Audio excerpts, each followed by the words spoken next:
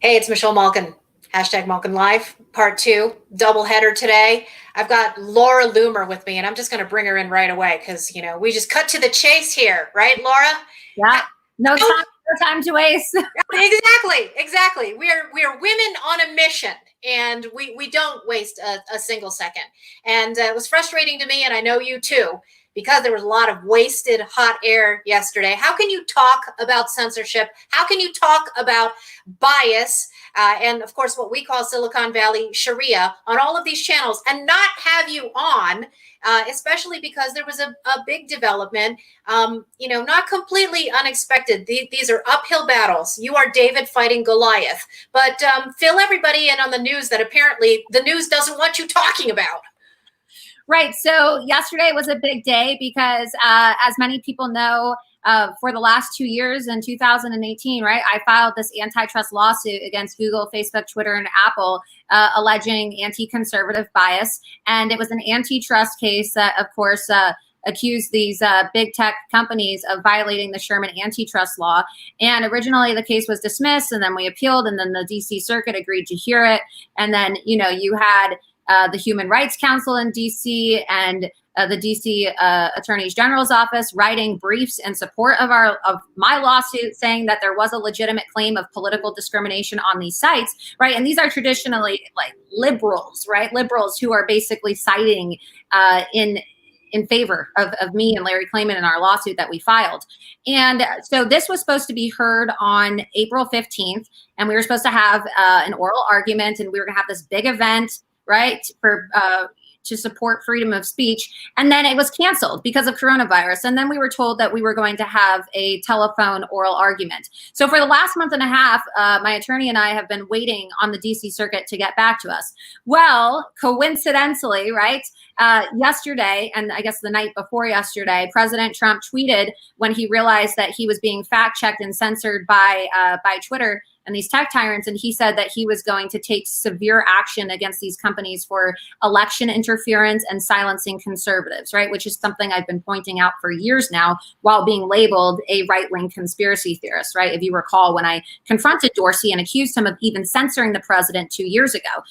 But then I was laughed out by Republican Congressman Billy Long. Yeah. So then yesterday morning, President Trump was up bright and early, and he decided that he was going to double down. And he said that Twitter was going to pay big time, and he was going to take a serious action against them.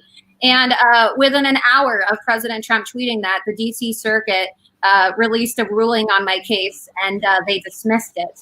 And it's kind of interesting because everything that the president was alleging on Twitter of this anti-conservative bias, and then it was leaked about a week ago that his administration and Attorney General Barr, his Justice Department, were going to file an antitrust investigation into these companies, which is what I've been pushing for. Right. And my case was just dismissed. And I find it to be really weird timing because all of these leftist reporters seem to have stories about it written, just like they did when I was permanently banned from Facebook, almost as if this had been embargoed and they had planned this, right, as a way to clap back at the president. And so you saw all of these leftists and these tech reporters saying, oh, look, the same day that President Trump's talking about taking action, Laura Loomer, who just happens to be running for Congress in his district and happens to be, the most banned woman in America, also a victim of election interference, we're just going to dismiss it the same day. I don't believe in coincidences. I know you don't. And this is just ridiculous. Yeah. It's very concerning, that you can't even necessarily trust the judicial process in your own country. And so my attorney and I plan on taking this to the full court and the Supreme Court if necessary. But interestingly enough, right, even though people on the left and the right were slamming me yesterday, saying that my lawsuit was stupid and that it had no merit, the president today came out with an executive order on tech censorship, okay? And within his executive order, and I printed out a copy of it right here for everybody to see, he literally cited in this executive order the same legal argument that was the foundation of my antitrust case against these tech giants. So for all these conservative bros and people in the media who say that my lawsuits are frivolous, you can go tell that to the president of the United States and his communications team because, well, it looks like my legal arguments and framework that I set the path of for the last 2 years is what the president is using himself. And so I'm really happy to see that the president is doing that, and that, now even on an executive level, this will become law, which means that now more than ever, I have an opportunity to take my case to the Supreme Court, and I'm going to, because this judge, Trevor McFadden, who dismissed the case and, said that the First Amendment doesn't apply to the internet, right? That was their justification, is that in my lawsuit, Larry Klayman and I accused these companies of being state actors, okay, and working with acting like state actors to censor and violate the First Amendment rights of conservatives. And we know that's true because within President Trump's executive order himself, he basically said that all federal agencies are going to have to make a review of every single penny they are spending on social media companies and advertising, and that budget was going to be severely restricted, if not entirely cut off, if these companies continue to censor political speech. Yeah. And I hope that also extends into advertising, because I know that the Trump campaign spends millions of dollars on Facebook ads. And so I hope that with this executive order, it will also extend into his campaign, and he will not give the tech censors and these, treasonous executives who are siding with the Chi-Coms and siding with the Muslim Brotherhood and siding with Sharia apologists, who are now trying to force those ideologies onto American social media users. I don't think his campaign should be giving money to these companies for advertising. He should get on Parler and he should get on Gab. But clearly they are state actors if they are receiving federal money and taxpayer money. And so this is a problem because Trevor McFadden, of course, is a Trump-appointed judge. And it goes to show you that it doesn't even matter. I know that President Trump often talks about how great his judges are. Yeah. I beg to differ. I don't really think that that a lot of these judges know what they're talking about when it comes to social media and the technology at hand and how it's being used. Because if you don't think that the First Amendment applies to the internet, then you must be living in a bubble. Because even the president himself in his executive order has been mimicking and using the same terminology that I have been pushing for the last 2 years, is that this is now a digital public square. And I commend President Trump's administration for putting that out there and explaining it to people, because you can't have Trump-appointed judges telling people that there's no such thing as First Amendment rights on the internet, but then also have the President of the United States issuing executive orders saying that it's the digital public square. So I just have great concern that the judges and the people who are making these legal decisions are not really up to date with the technology. We saw that with the hearings, the social media hearings. I read a report that said that one of the members of the House Energy Commerce Committee, who was supposed to be asking Jack Dorsey and Sheryl Sandberg and Mark Zuckerberg about algorithm manipulation, is still using a typewriter. And if you're still using a typewriter, you should not be on a hearing about social media bias.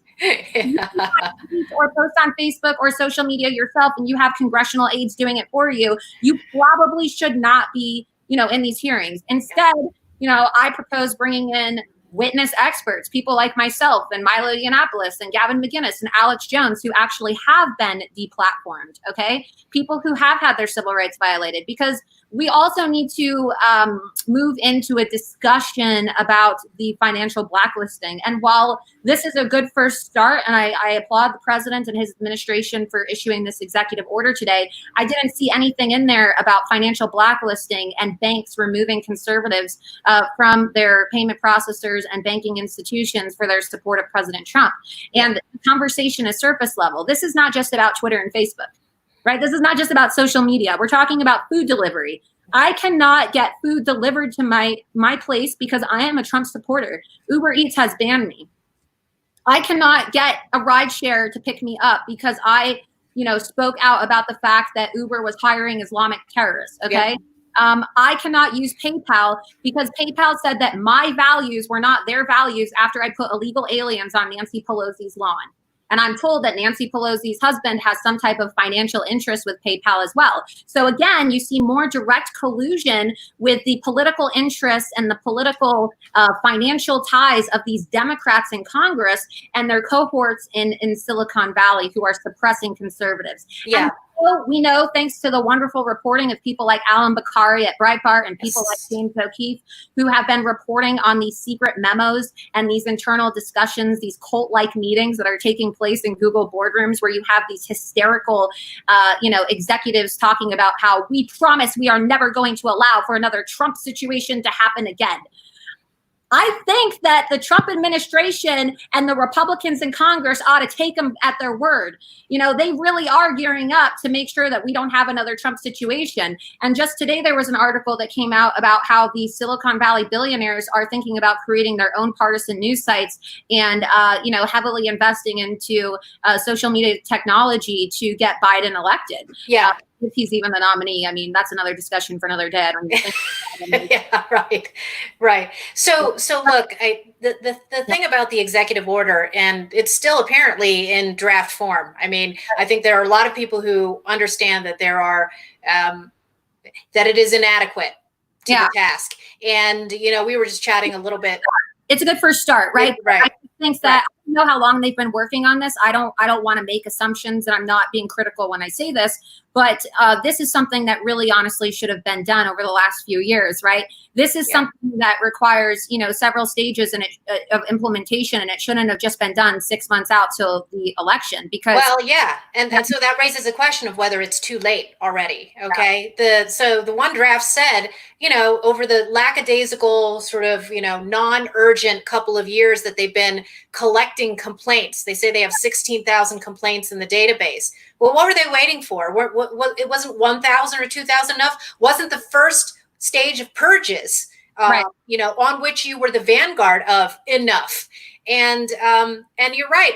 The whole debanking thing, I don't understand why there aren't congressional hearings on this now, right? You haven't heard this. There were some, right? So you had these, this goes to show you how tone deaf members of Congress and both the Republican and Democrat Party are, right? Yes.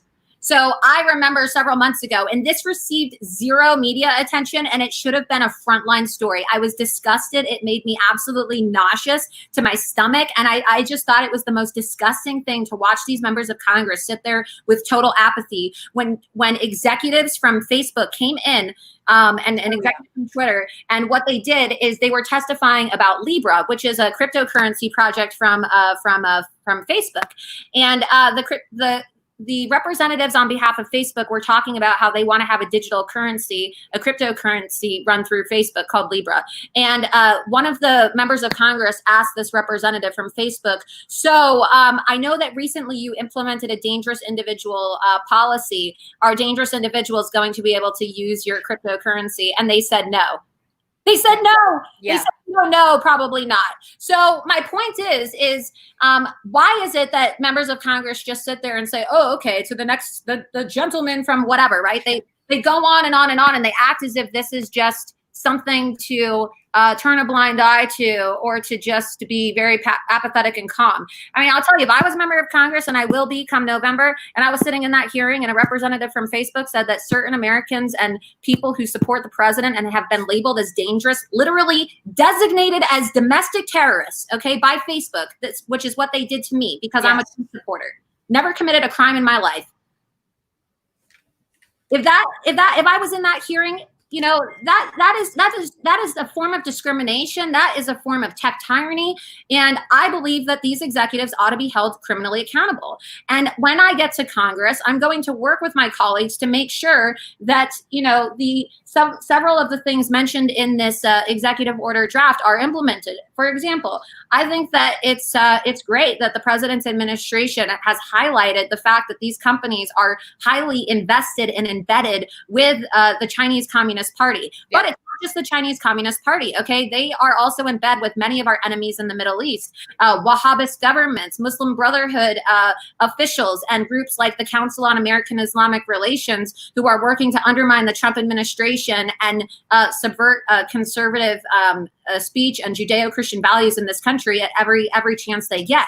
And so I know that the president was talking about at one point designating the Muslim Brotherhood as a terrorist organization. I would like to see that happen, and then also implemented within this executive order, because these companies, in my case in particular, if you recall, it was CARE that privately lobbied Twitter to ban me and shut me down. So you have these members of a terrorist organization, okay? CARE are the largest terrorism financing trial in our country. The Holy Land Foundation terrorism trial found that there was ample evidence tying CARE to Hamas, okay, and that the founding members of CARE were giving financial resources to Hamas. And CARE is also designated as a terrorist organization in places like the United Arab Emirates, and as a Muslim Brotherhood organization, they are also deeply condemned in Saudi Arabia. So why just China? Right? Let's also talk about the Muslim Brotherhood. Let's talk about all of these, Sharia compliant governments in the world, these Islamic theocracies that are trying to impose Silicon Valley Sharia onto Americans. Okay, that is totally incompatible. Sharia is incompatible with our United States Constitution. So it's not just China. It's not just Chinese propaganda, but it's also designated terrorist organizations that are getting platform access. So as a member of Congress, another thing I'm going to push for is holding these companies and their executives criminally accountable for aiding and abetting terrorist organizations, because they are giving platform access to terrorist organizations that are recognized as such by the United States State Department. And I'm really glad that Jack Dorsey decided to pen a tweet yesterday telling people to leave his employees alone, because he was the only person responsible for all decision making. And I sure as hell am going to remember that when I'm yeah. When I talk to him about who's giving platform access to Hamas, Hezbollah, ISIS, and the Muslim Brotherhood. Yeah, I remember that, Jack. Yeah, that's right. He's taking the R on that. I want to go back to Mark Zuckerberg, because I'm sure you saw this. Dana Perino interviewed him. Was it Dana? Yeah, on her show yesterday. And here he is, with his two-faced, double-tongue condemnation of Twitter's editorial meddling with Trump. And he said that he believed that in general, I think a government choosing to censor a platform because they're worried about censorship doesn't exactly strike me as the right reflex. But at the same time, he said that he did not believe that Twitter should be involved in, the fact-checking business, right? Zuckerberg is involved in fact-checking too. I mean, yes. Why does Dana Perino and why do these pundits, these useless pundits at Fox News who just sit there with their hair and makeup all day, why do they allow these tech executives to get away with their disgusting lies and hypocrisy? Mark Zuckerberg was literally in the news last week because he created an advisory committee, a censorship committee, to fact check news and decide what is and isn't factual information and what is and isn't allowed on his site. Yes. Okay, he allowed for Pamela Karlan, who is a progressive radical leftist figurehead who attacked the president's son from the House floor. Okay, she bullied a 13-year-old boy, and she is in charge of this committee, an advisory committee, fact-checking, whatever the hell you want to call it. It's the same thing. And the only reason why Mark Zuckerberg is saying this is so that he can suck up to neocon rhino Republicans with his new American Edge lobbyist effort, which I don't know how they got away with registering it as a nonprofit, because it is clearly a lobby organization with intent of paying off elections to turn a blind eye to censorship of conservatives. It's like get Billy Long out, the auctioneer of Congress, so that we can just auction off the First Amendment to the highest bidder. There you go. On Capitol Hill, right? I mean, that is literally what this is. So I also find it to be extremely suspicious that this is registered as a nonprofit when you have, even Republican lawmakers serving on the board of this American Edge advisory committee. And so the only reason why Mark Zuckerberg is pretending to not be a bully and to not be an obsessive fact checker, when I would say that Mark Zuckerberg is probably even worse than Twitter when it comes. I would say that Facebook actually worse when it comes to labeling fake news, right? Yeah. He's only doing this because he is trying to get Republicans on his side to accept large contributions to turn a blind eye to antitrust legislation. And so Mark Zuckerberg issued a statement about a week and a half ago where he said, well, we are strongly against antitrust regulation of social media platforms. And first of all, they're not even platforms. They admitted in their response to my litigation against them that they are publishers. So yes. Let's not even have the discussion about whether they're platform or publishers. They already admitted they're publishers. So let's get to work and yank their immunity away from them. I mean, this is just so absurd. The facts are already there. They have admitted, they have perjured themselves in legal documents. And I don't know what these members of Congress are getting paid to do all day. I honestly don't understand, Michelle. Yeah, but plus all of the supposed free speech advocates, plus all the people who are on channels like Fox and CNN who are supposed to be, the experts on this thing. I want to go back to that motion because I haven't heard anybody else talk about it in the rest of the mainstream media. You sent me this article, and I remember reading about it at the time. This motion was filed by Facebook, and they called themselves a publisher. They said that they made editorial decisions. And what did they say? They said the First Amendment right as a publisher. That's right. They're saying that they have First Amendment rights as a publisher, but then they're depending on which court they're in, right? They're using the terms interchangeably. And you don't get to abuse the platform versus publisher exemption to your own political benefit, to demonize and deny an entire, population within this country. I'm talking about conservative Americans and people who go against the radical left agenda, or anybody who challenges the establishment, for that matter, of their civil rights and their constitutional rights. And it's being abused. And so when you see all of these talking heads go on Fox News, and you can tell that they just read like a Spark Note summary of platform versus publisher, they don't even really know this because they're like, oh God, I got to pretend like I'm actually, an advocate for free speech, even though I've been ignoring all of my so-called friends who, I pretend to like in person when I see them at events, but then when they're getting viciously deplatformed, I don't even help them, right? I mean, these people are such frauds, and I'm so sick and tired, Michelle, of watching these pundits and these people go on Fox News and talk about these things that they themselves have called conspiracies and they themselves have turned a blind eye to. If you want to talk about deplatforming and you want to talk about censorship, how about you actually have someone on your show who has been deplatformed and viciously shut down in silence? There's a lot. I'd be happy to make a list and submit it to, these gatekeeping producers at Fox News, but I don't really think, and I know that they don't really want that list because, Fox News has a blacklist of their own. And so I find it to be extremely laughable. Last night when I'm watching, I didn't even watch it, but I can't help but get text messages from people who say, oh, Tucker Carlson's talking about tech censorship tonight, Laura. Oh yeah, what's he saying? Oh, well, nobody's fighting back. Nobody's pushing back against tech censorship. That's what Tucker said last night. Nobody's pushing back. Really, no one's pushing back, huh?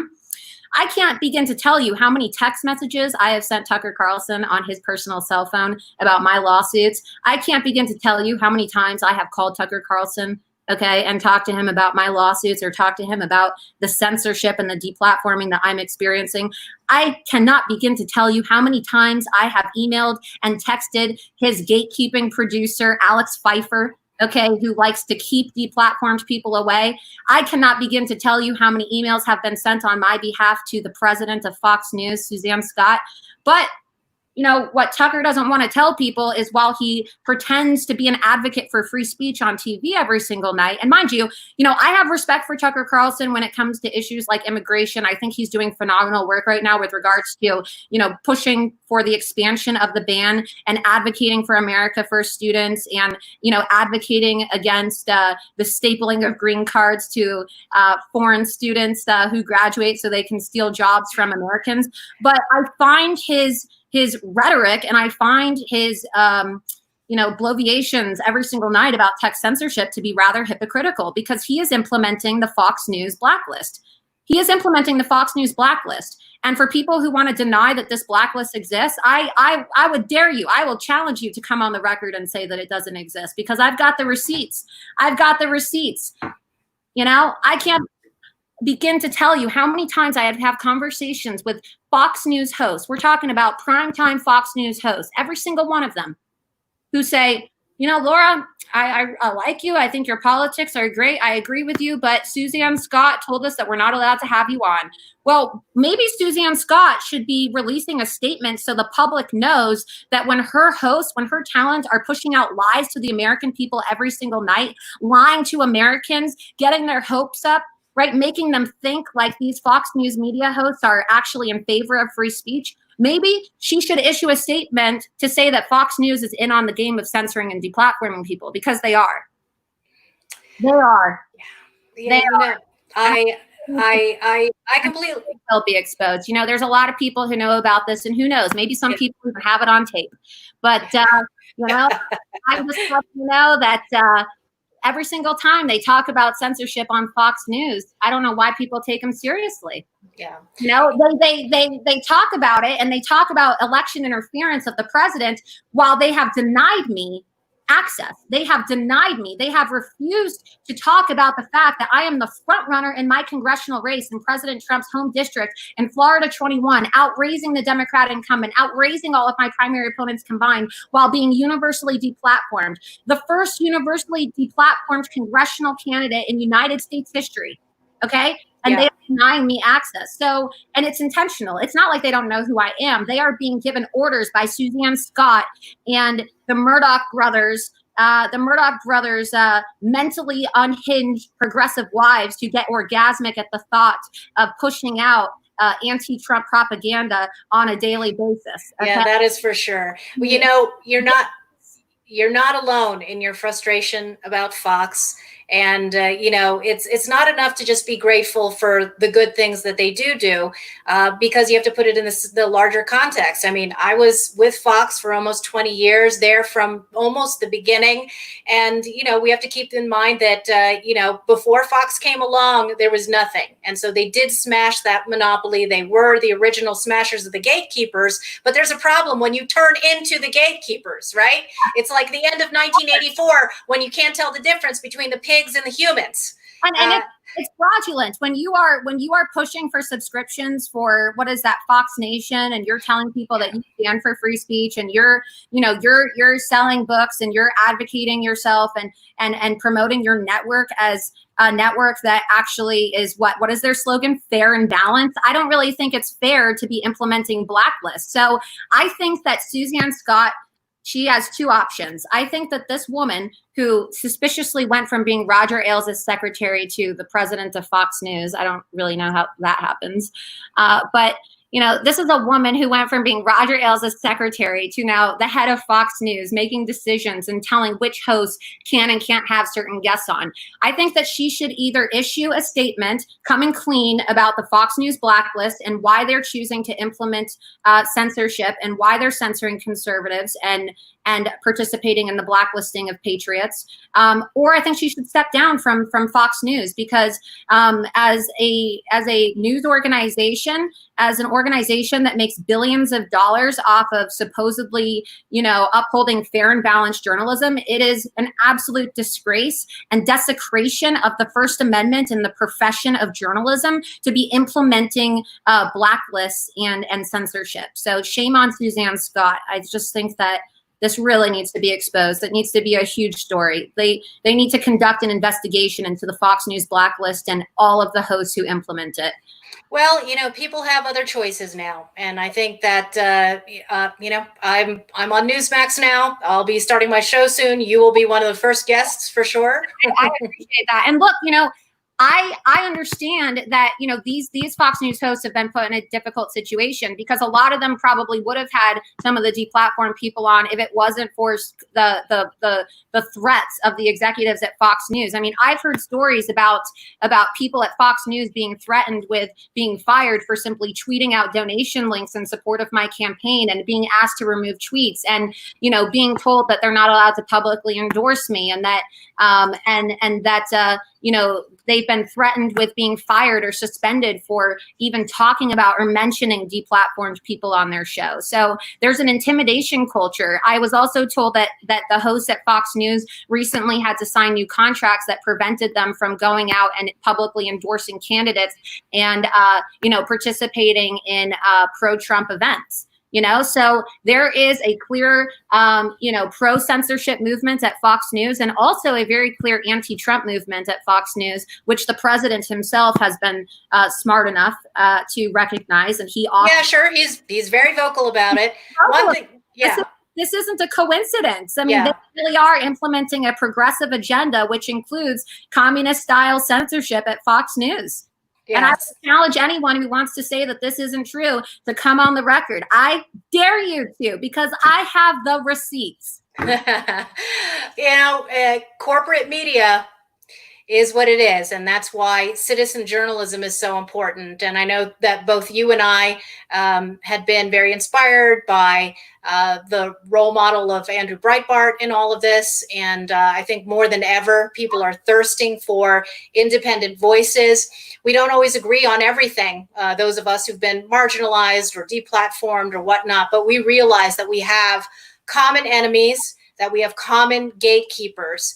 And the last thing I just want you to weigh in on here is I saw a great tweet from Raheem Kassam saying that the most effective thing that President Trump could do in terms of fighting censorship is to endorse your candidacy. So I just want you to give people a final update and let people know how your campaign is going and what they can do to help. Yeah, well, thank you. And thanks to Raheem Kassam as well for shedding light on the censorship that my campaign and I myself am facing. My campaign has been banned from all social media, even though I am the front runner in my race and the congressional race in Florida's 21st congressional district. I'm running against a radical obstructionist Democrat, Lois Frankel, who was one of the first Democrats to call for President Trump's impeachment. And even while being deplatformed, right, it goes to show you the force behind this movement, because it's not just about me. This is a movement, the Stop the Bias movement, to break through the censorship and the silencing of conservatives and American citizens, which, I am the founder of this movement. Incredible momentum. Okay. Donations from people in all 50 states. Okay. I get hundreds of emails every single day from people who are supporting my race. We did some internal polling a couple months ago that showed that I was actually polling ahead of the Democrat incumbent, 48% to 42%. Like I said, I'm the front runner in this race, and I've managed to outraise the Democrat incumbent and all of my primary opponents combined for the last 3 fundraising quarters in a row. And so this does happen to be President Trump and Mrs. Trump's home residence, which means that President Trump and Mrs. Trump will be voting for me on election day. And I really look forward to serving the people of District 21 and serving the people of America and representing the president as my constituents and being an ally to the Republican Party in Congress, because, this is something that I have a lot of expertise on, and I want nothing more than to get elected and to get to work to make sure that no other American citizen is ever subjected to the kind of civil rights violations that I've been subjected to, and so that no other American citizen is ever silenced, and that our elections are never interfered with these tyrants in Silicon Valley who think that they are going to choose election winners and losers. And so if you would like to support my campaign, you can go to lauraloomerforcongress.com. And I agree wholeheartedly with Raheem Kassam's with his tweet. So. And I'm not going to stop fighting. They can dismiss my case as a form of political retaliation to get back at the president the same day he threatens to take action. But, like this proves today, I'm making a difference. My legal has been outlined in a presidential executive order. And I'm going to flip this seat red, help Republicans take back the House, and take a sledgehammer to big tech when I get elected to Congress. Look out, swamp people. Laura's coming. Thanks for joining us, Laura. You always have a platform here. As long as I've got one, you've got one. I appreciate it. And, I just thank you every single day for everything that you're doing and what you've sacrificed as well, because a lot of people don't know. But, even these swamp creatures in the mainstream media have blacklisted you, too, for simply being an advocate for free speech. So keep it up, because you know, I think that the grassroots, I know for a fact they realize that you really are you know, a loyal, real, genuine person who isn't just grifting for mainstream media attention when you say that you are a free speech absolutist. So I appreciate it, and I'm proud to have your endorsements, which is why your endorsements is the first thing you see. LauraLoomerForCongress.com. I appreciate it. Keep going. Never give up. We're not going to shut up. All right. Take care, Laura. Thanks, you too.